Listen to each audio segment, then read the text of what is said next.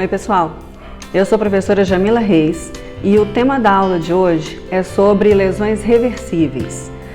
A aula anterior nós falamos um pouco a respeito de etiopatogênese geral das lesões. Demos algumas definições, falamos uma coisa muito importante que é que a maioria das agressões elas geram uma resposta celular inicialmente com um dano ou um início bioquímico. Desse modo, eu proponho que a gente divida a aula de hoje em dois pequenos vídeos. O primeiro, nós vamos fazer uma breve, não tão aprofundada, mas importante revisão sobre alguns aspectos das respostas celulares frente a agentes nocivos. E depois a gente fala de verdade a respeito das lesões reversíveis, chamadas lesões degenerativas. Vamos lá? Bom, nós vamos falar hoje sobre lesões celulares reversíveis.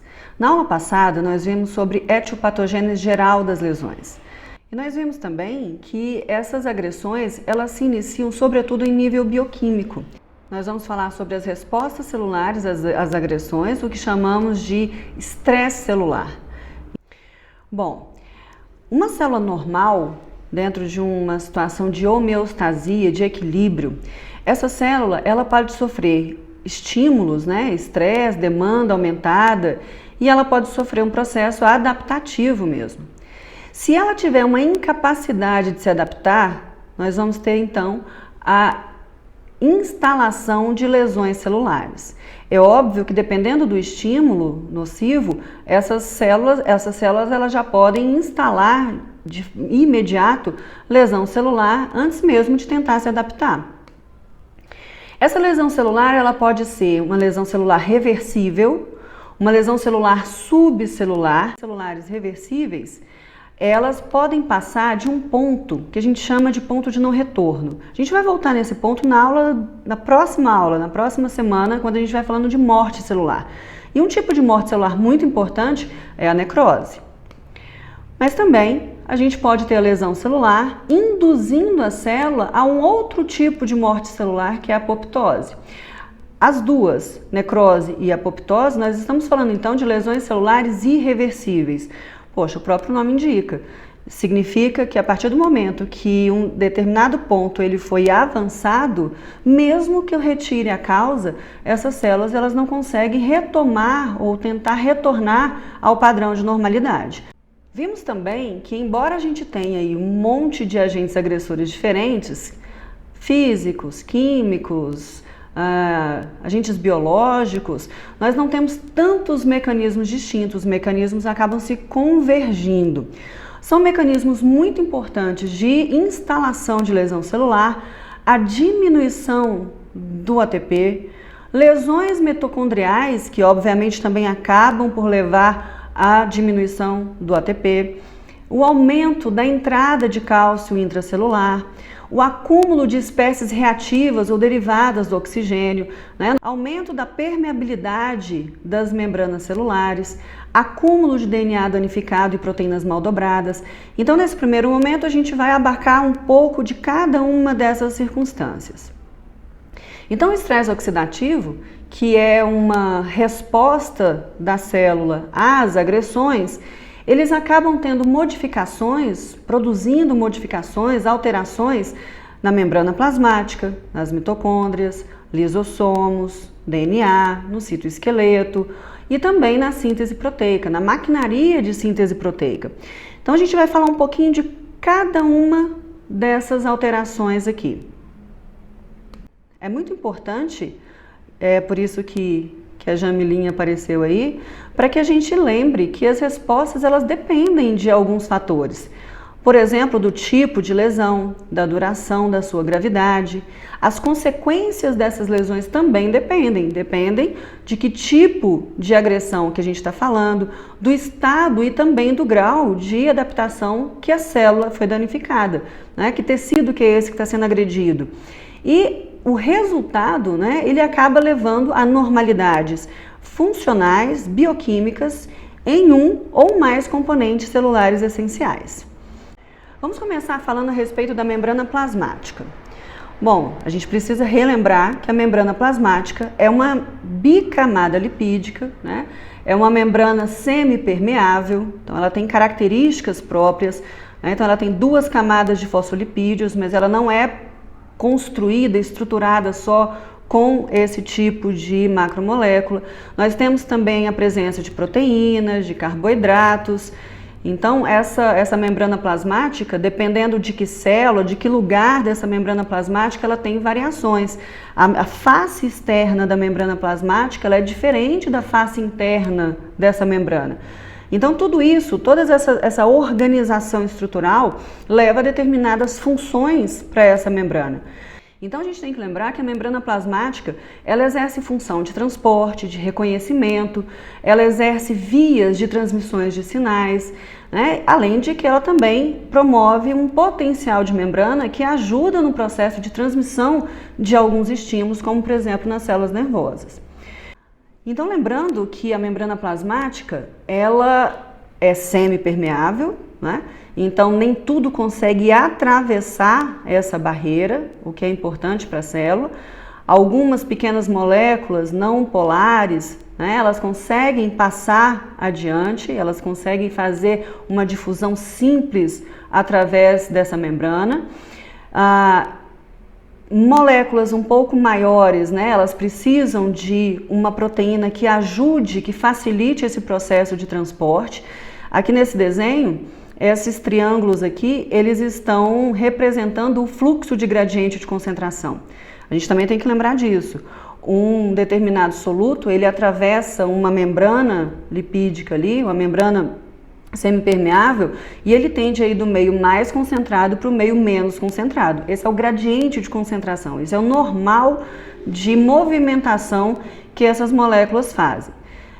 Se eventualmente eu preciso carregar alguma molécula de um lado, de um menos concentrado para um mais concentrado, é óbvio que eu vou ter que despender aí energia e a necessidade de energia, portanto a gente está falando de transporte ativo. Por que a gente está voltando nisso? Porque é óbvio que se eu tiver alguma alteração nesse padrão de transporte, eu vou ter uma modificação na homeostasia. Então, seja nas próprias proteínas que fazem esse papel de canal, seja no próprio fluxo, seja na falta de energia, né, que eventualmente faça com que você não consiga mais fazer aquele carreamento de um determinado íon do meio menos para o meio mais concentrado. Então, nesse exemplo aqui de baixo, a gente está vendo o transportador de glicose, né, que é o GLUT4. Então, essa é uma proteína que pega a glicose do meio extracelular e, por mudança de conformação, ela joga essa glicose aqui para o meio intracelular.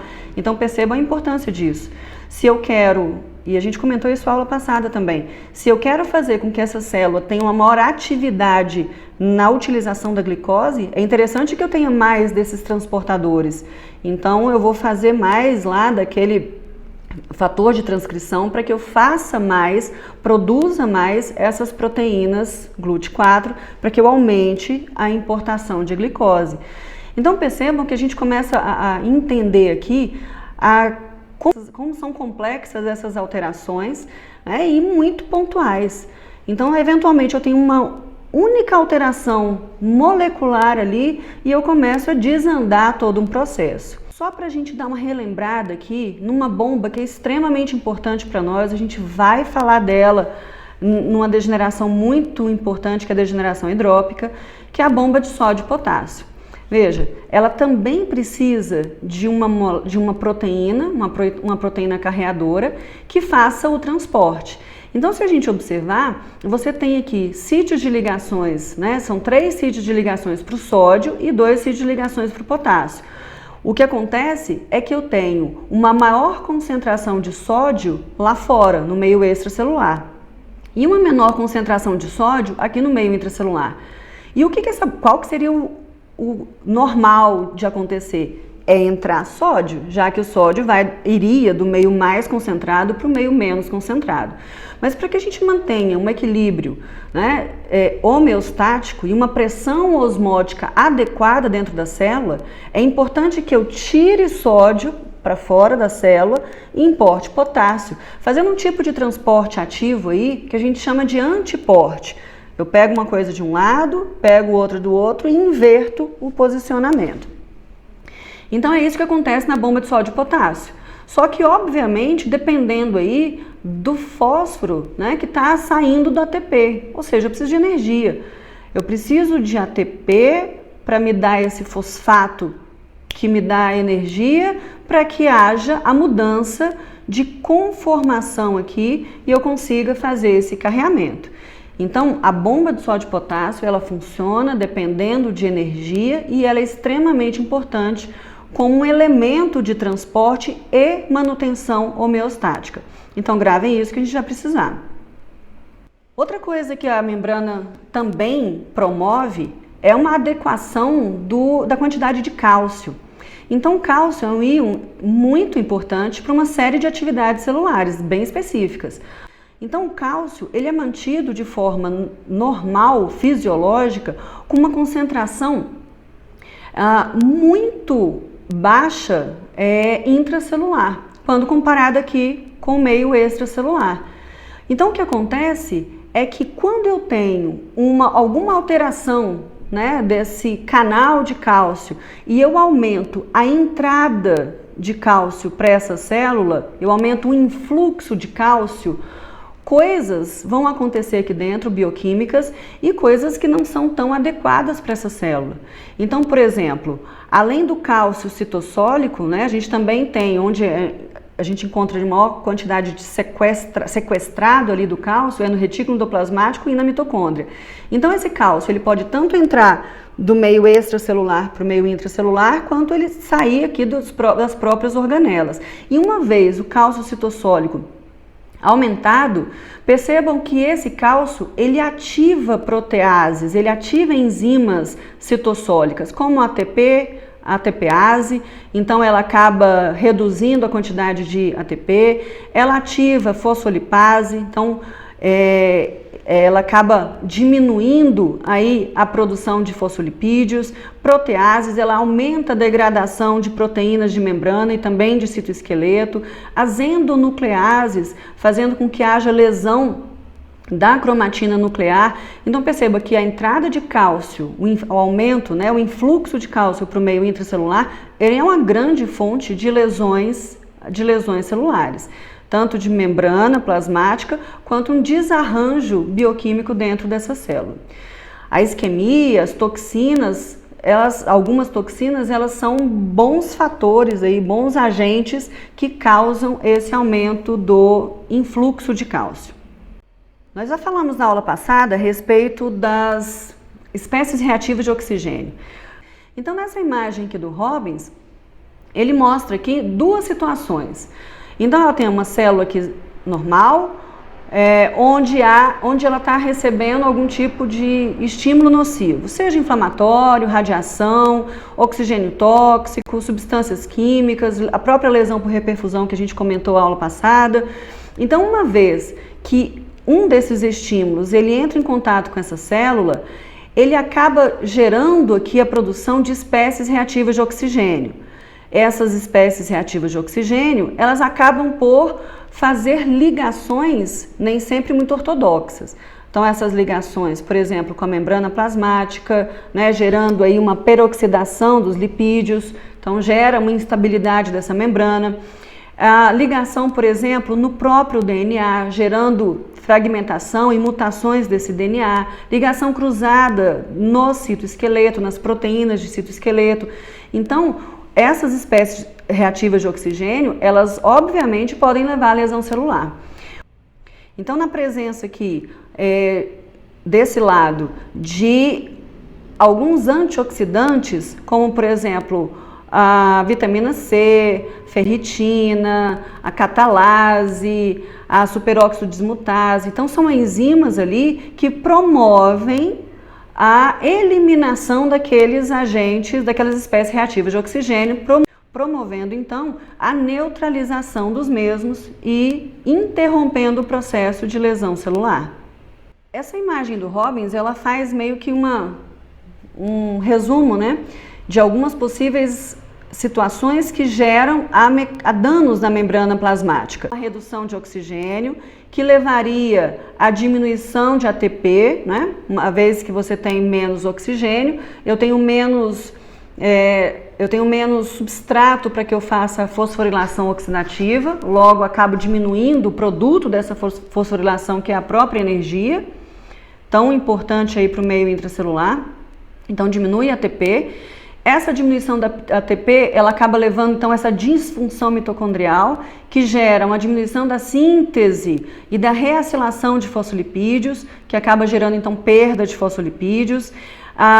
Outra situação que a gente tem também é o aumento do cálcio no citossol, que a gente conversou agora há pouco, que aumentava a ativação de fosfolipase, de protease, levando, portanto, ao aumento da degradação de fosfolipídio e perda de fosfolipídio.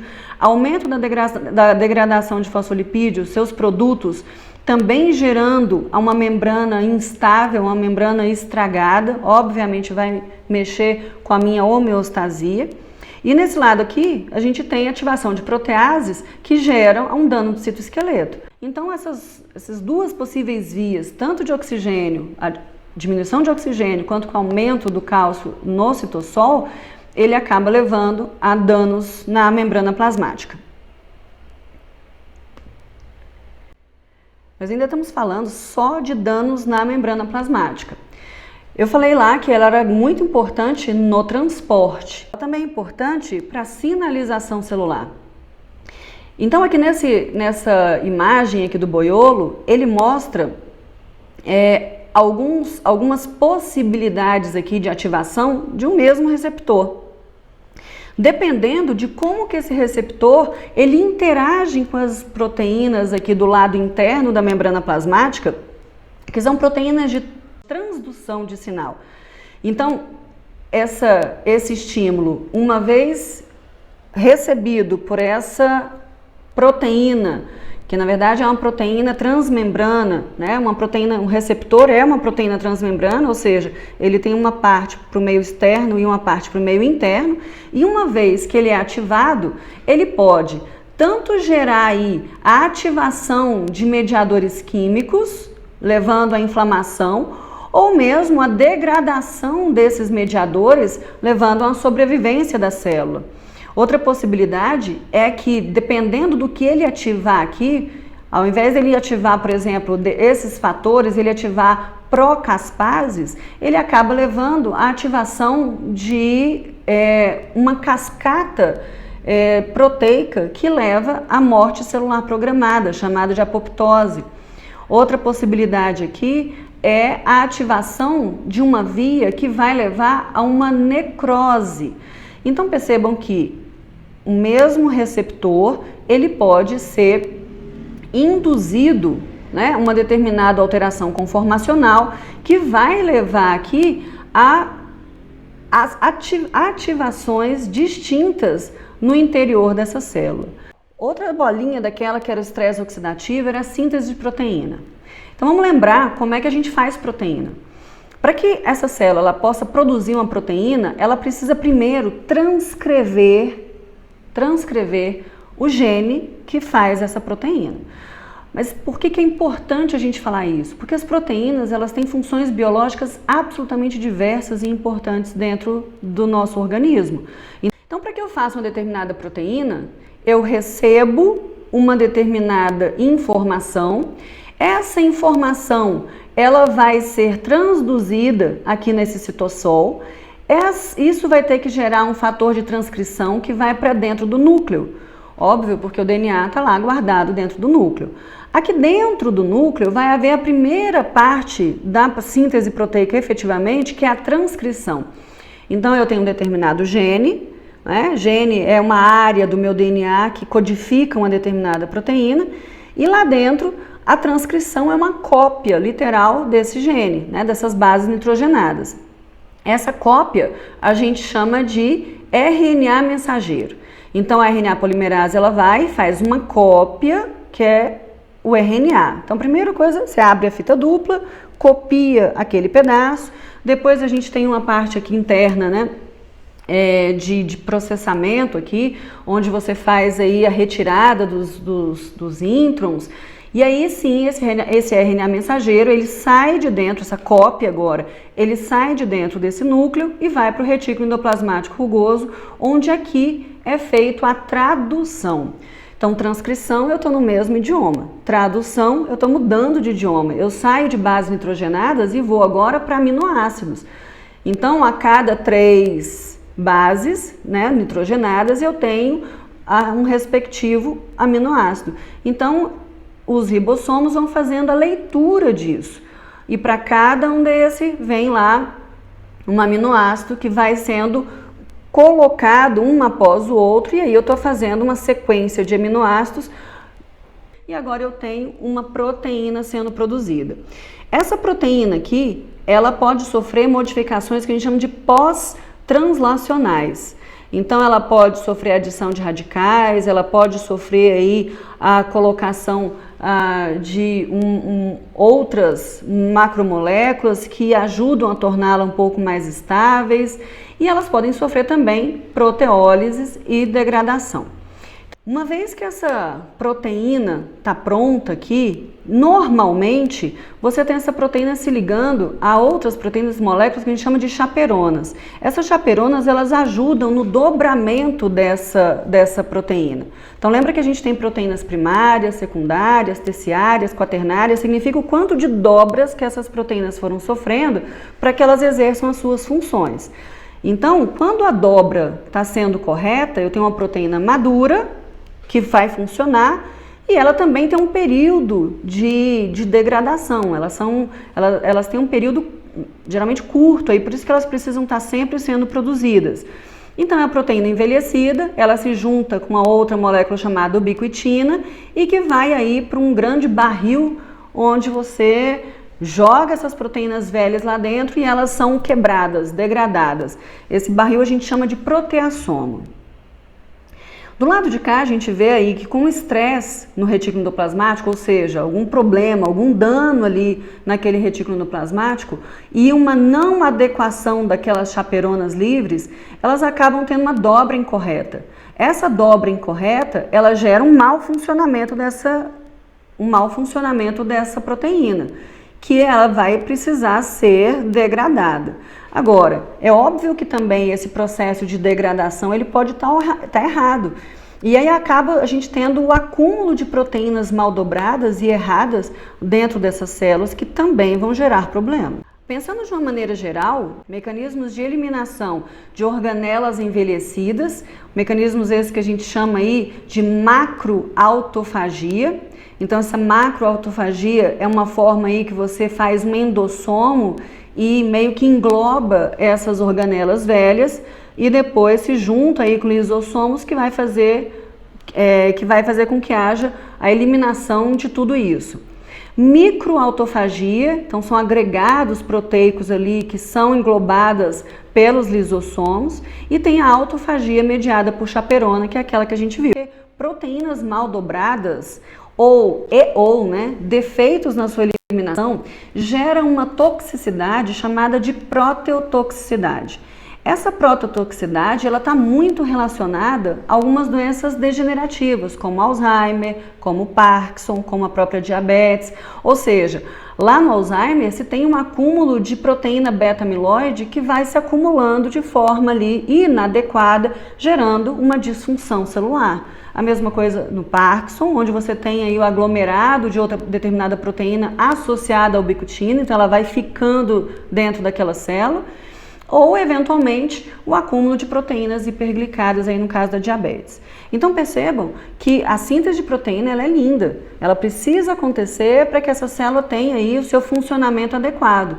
No entanto, alguma dessas etapas elas podem estar erradas, elas podem sofrer danos por aqueles diversos tipos de agentes agressores que nós conversamos e que vai gerar lesões celulares mediadas aí por esses maldobramentos.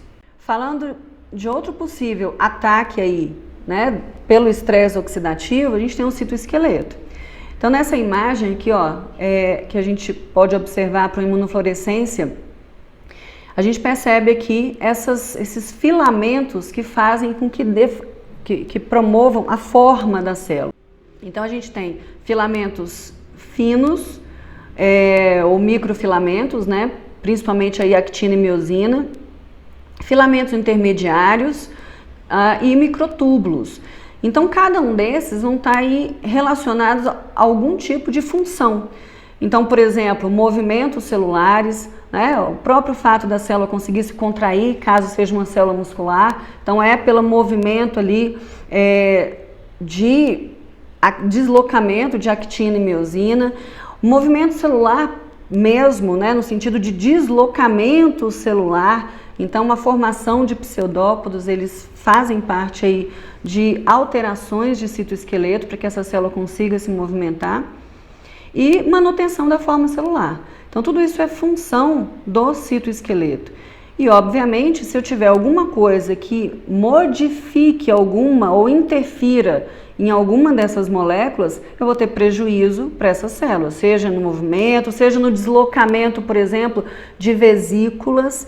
Então, quem faz o deslocamento de vesículas, então aquela proteína ela foi produzida, ela vai para o complexo de Golgi e ela vai ser exportada. Para que ela seja exportada, aquela vesícula ali, ela precisa ser levada até próximo à membrana plasmática para que ela seja exocitada, então para que ela seja secretada, exportada, caso seja uma célula de secreção. Quem faz esse movimento dessa vesícula dentro da célula é o citoesqueleto, esse trilho pelo qual essa vesícula percorre ali é o citoesqueleto. Então percebam que aqui também a gente pode ter possíveis danos aí que vão levar a alterações importantes. Mitocôndria nem se fala. Então é uma organela extremamente importante, uma vez que ela é a fábrica e a produção de energia. Então as mitocôndrias elas são responsáveis aí por grande parte da formação de energia através do processo que a gente chama de respiração celular. Bioquimicamente falando, é o que a gente chama de fosforilação oxidativa.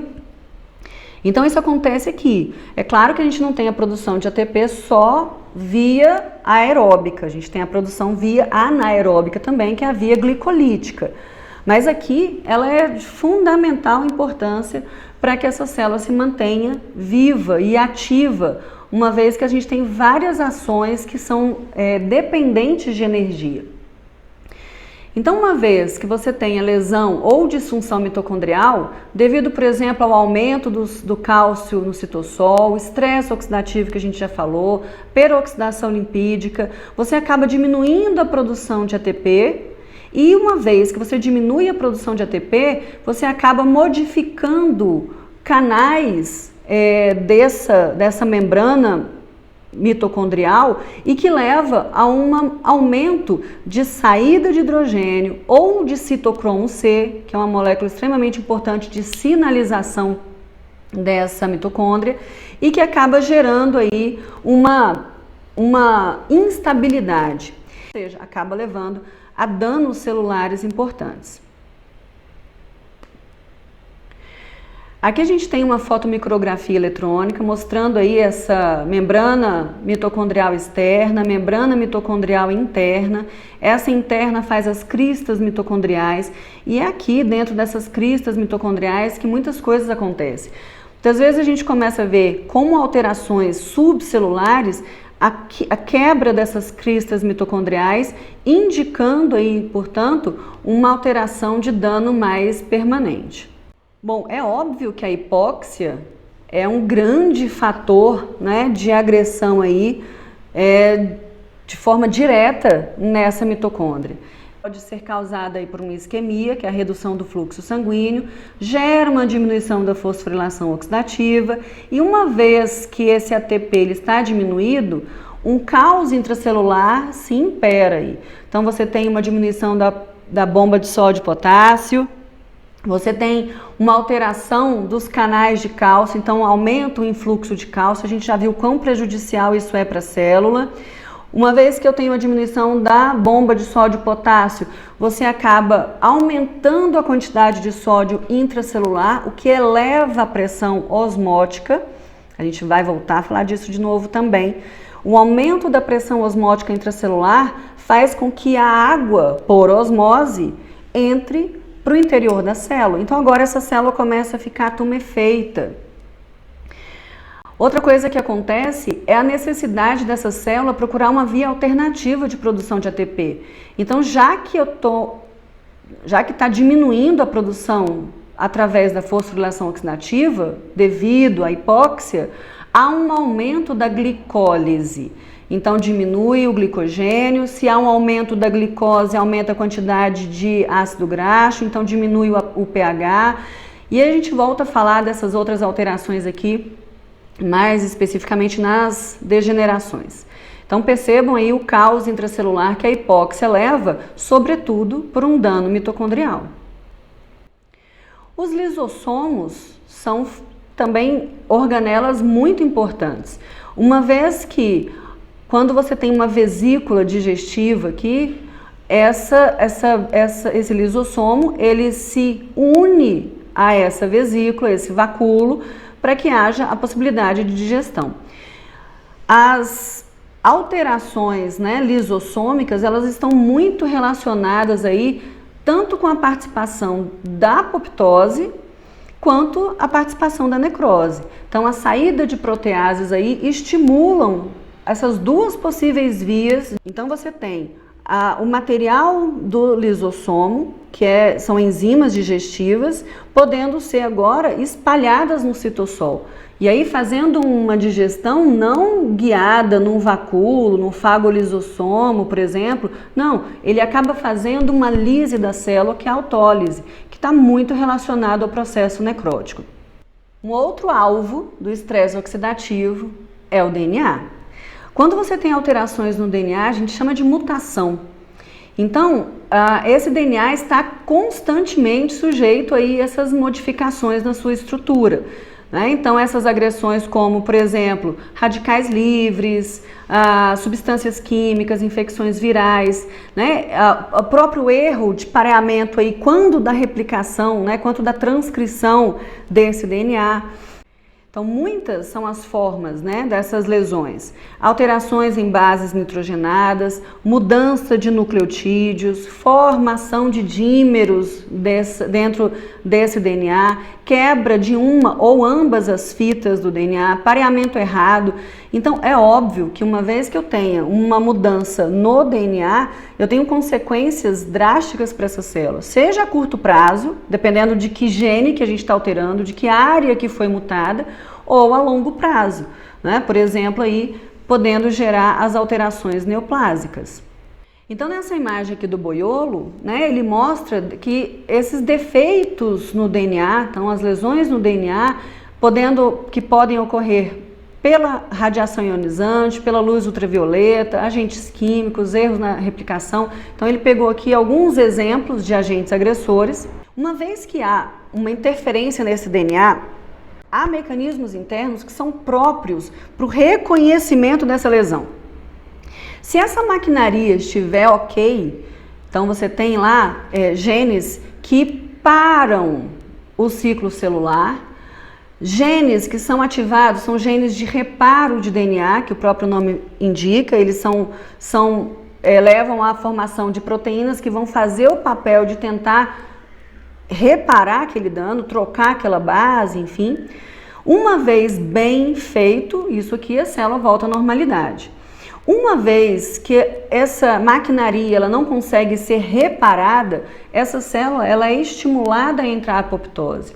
Veja bem, gente, a importância disso aqui. É óbvio que se eu tenho um dano do meu DNA, isso tem que ser visto com muita cautela pela célula, porque esse dano ele pode se perpetuar na espécie. Então é preferível que essa célula se mate, entre num processo de apoptose para que isso não seja perpetuado.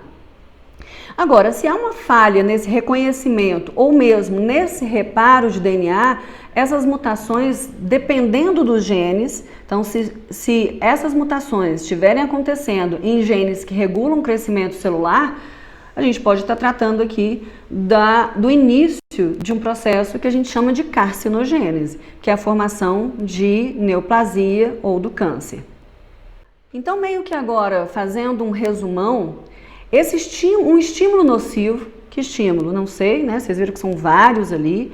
Ele pode gerar uma diminuição de ATP, que leva à perda das funções celulares dependentes de energia. Ele pode gerar dano à membrana, e aqui eu não tinha chamado a atenção para isso, mas quando eu falo dano à membrana plasmática, não só é a membrana plasmática que reveste a célula externamente, todas as organelas elas são formadas por membrana plasmática. Então, danos à membrana plasmática, elas também podem estar acontecendo na mitocôndria, no lisossomo ou na própria membrana plasmática externa. Então, esse dano à membrana que pode gerar uma alteração na mitocôndria, que por sua vez diminui a ATP e que perde as funções celulares, que pode levar à morte celular. Uma alteração de lisossomo leva a uma digestão enzimática dos componentes celulares. A alteração na membrana plasmática gera um caos gigante, porque agora eu tenho, dependendo dessa lesão, a perda do conteúdo celular, então eu tenho uma lise dessa célula, né? A entrada, né, de cálcio, então um aumento de fluxo de cálcio que aumenta aí algumas ações enzimáticas que a gente falou. As espécies reativas de oxigênio também geram aí a danos celulares. Então percebam que eu tenho estímulos nocivos podendo levar a danos celulares de diversas maneiras. E é óbvio que não é uma só. Então você pode ter uma sequência de alterações acontecendo ou concomitantemente acontecendo, e esses danos vão gerando aí alterações que podem ser reversíveis, que é o que a gente vai continuar nessa próxima aula, ou irreversíveis, que é objeto da próxima semana. Tendo falado todas essas alterações em membrana, em lisossomo, em mitocôndria, na síntese de proteína, então alterações que iniciam em nível bioquímico e que geram ali alterações que vão levar a danos celulares. Então vai lá, toma uma água e volta para assistir a segunda parte da aula.